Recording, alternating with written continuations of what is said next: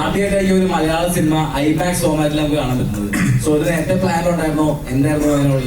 Actually നല്ല ചോദ്യം, thank you for the question. ഇല്ല, നേരത്തെ പ്ലാൻ ഇല്ലായിരുന്നു.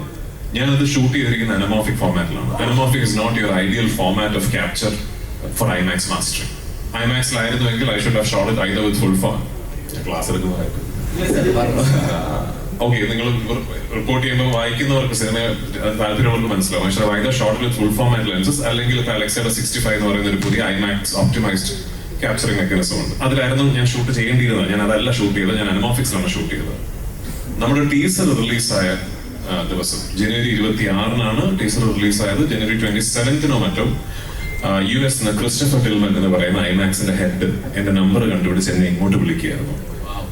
അദ്ദേഹമാണ്, അതെ, താങ്ക്സ് ടു, അതുകൊണ്ട് ഞാൻ പറഞ്ഞ താങ്ക്സ് പറയേണ്ടതായിട്ടുണ്ട്.